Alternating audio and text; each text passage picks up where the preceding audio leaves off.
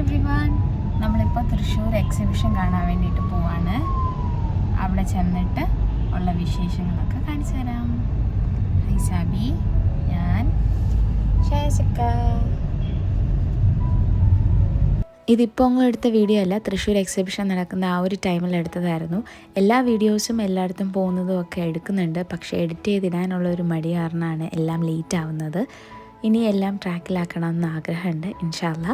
ഒരു family outing പോലെ ഞങ്ങൾ പോയതായിരുന്നു തൃശ്ശൂർ എക്സിബിഷൻ കാണാൻ വേണ്ടിയിട്ട്. കാര്യം അതിനുശേഷം 2 ദിവസം കഴിയുമ്പം ഷാസിക്ക ഒഫീഷ്യൽ ആവശ്യങ്ങൾക്ക് വേണ്ടിയിട്ട് വിയറ്റ്നാം, ബാങ്കോക്ക് ഒക്കെ പോകുമായിരുന്നു. പോയാൽ പിന്നെ 2-3 ആഴ്ച കഴിഞ്ഞിട്ടേ തിരിച്ചു വരത്തുള്ളൂ. അപ്പോൾ അതിന് മുന്നേ ഞങ്ങൾക്ക് വേണ്ടിയിട്ട് മാത്രം കുറച്ച് ടൈം സ്പെൻഡ് ചെയ്യാമല്ലോ എന്ന് വിചാരിച്ച് കറങ്ങാൻ വേണ്ടി ഇറങ്ങിയതായിരുന്നു. അങ്ങനെ നമ്മൾ പാർക്കിങ്ങിൻ്റെ ഫീസും എക്സിബിഷൻ ടിക്കറ്റ് എല്ലാം എടുത്തതിന് ശേഷം അകത്തോട്ട് കയറി. കുറേ സ്റ്റോറുകളുണ്ട്, പക്ഷേ ഒന്നിൻ്റെയും വീഡിയോസ് എടുത്തില്ല, നല്ല തിരക്കായിരുന്നു.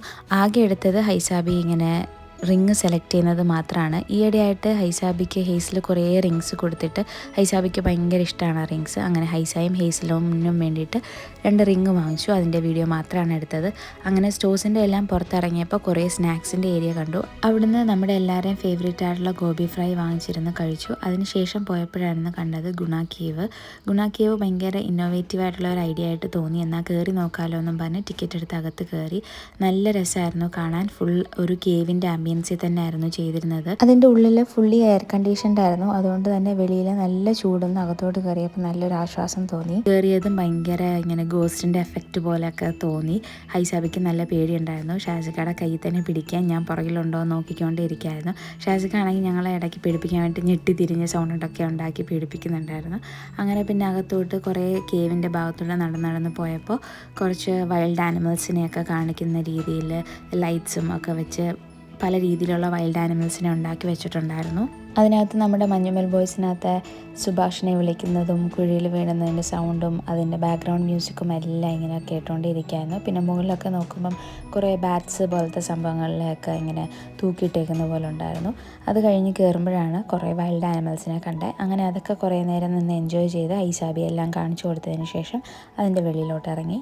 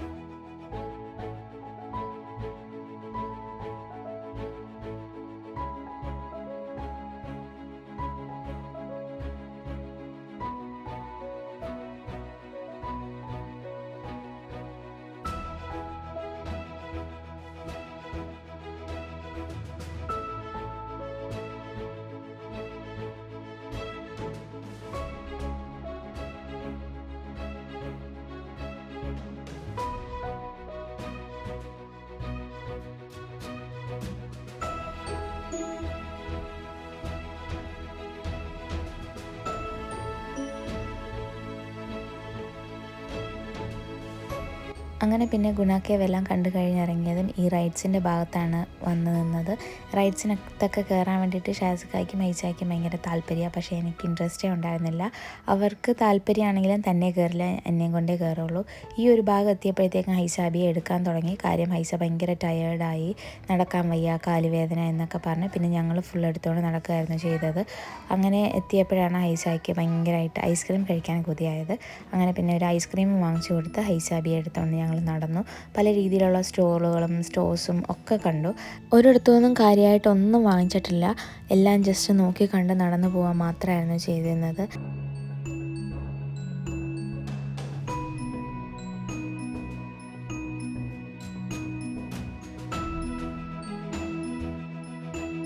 പിന്നെ ഇങ്ങോട്ട് നടന്നു വന്നപ്പോഴായിരുന്നു ജൂബിലി മിഷൻ ഹോസ്പിറ്റലിൻ്റെ ഒരു സ്റ്റോൾ കണ്ടത്. അതിനകത്ത് കയറി നോക്കിയപ്പോൾ നമ്മുടെ ബയോളജി ലാബിലൊക്കെ പ്രിസർവ് ചെയ്യുന്ന പോലെ ബോഡി പാർട്സും ഓർഗൻസും ഒക്കെ പ്രിസർവ് ചെയ്ത് വെച്ചിട്ടുണ്ടായിരുന്നു. ഓരോന്ന് ഹൈസാബിക്ക് കാണിച്ചു കൊടുത്ത് എക്സ്പ്ലെയിൻ ചെയ്തെല്ലാം പറഞ്ഞു കൊടുത്തു.